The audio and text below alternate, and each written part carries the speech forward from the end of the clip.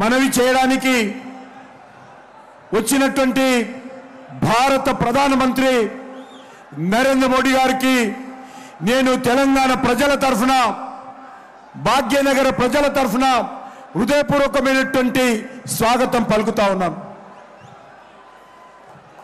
ఈరోజు తెలంగాణ రాష్ట్రంలో భారతీయ జనతా పార్టీ ద్వారా 17కు 17 సీట్లు మనం పోటీ చేస్తా ఉన్నాము। తెలంగాణలో తిరిగి నరేంద్ర మోడీ గారు ప్రధానమంత్రి కావాలని అన్ని వర్గాల ప్రజలు ఈరోజు ఆకాంక్షిస్తూ ఉన్నారు।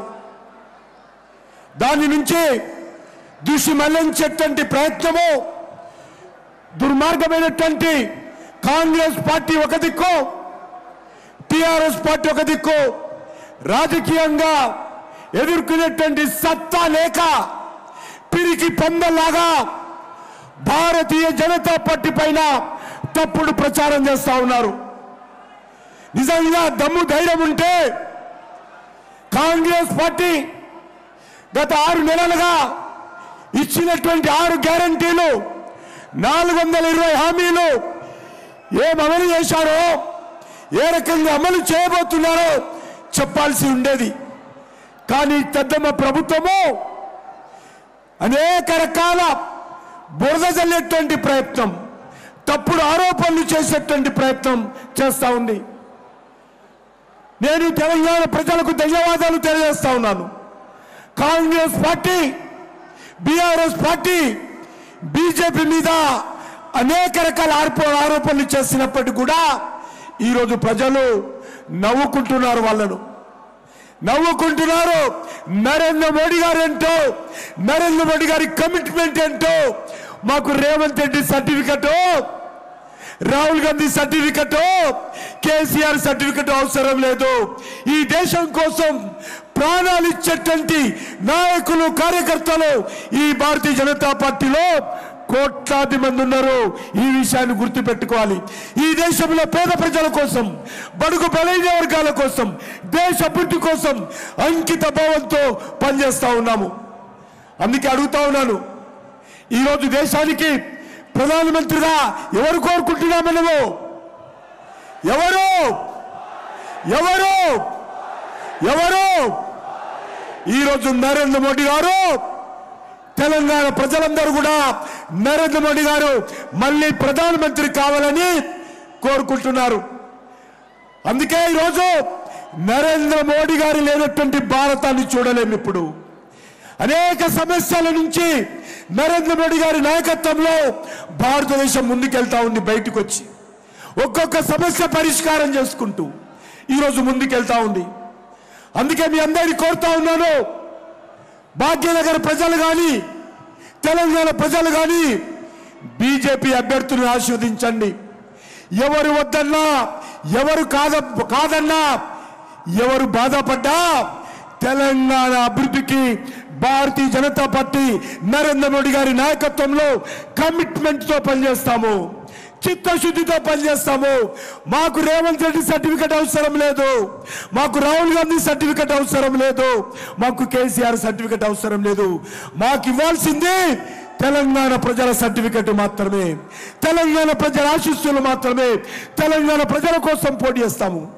ఈరోజు రేవంత్ రెడ్డి ఏ సభకైనా తలలోటు పెట్టుకొని వెళ్తున్నాడు, గాడిద గుడ్డు పెట్టుకొని వెళ్తున్నాడు। సిగ్గుండాలి ముఖ్యమంత్రికి। ఈ రకంగా కేంద్ర ప్రభుత్వము 9 లక్షల కోట్ల రూపాయల పైగా ఖర్చు చేస్తే ఆయన పేద ప్రజలకు ఇచ్చేటువంటి బియ్యము నరేంద్ర మోడీ గారు ఇస్తుంటే అది గాడిద గుడ్డుతో పోలుస్తాడా?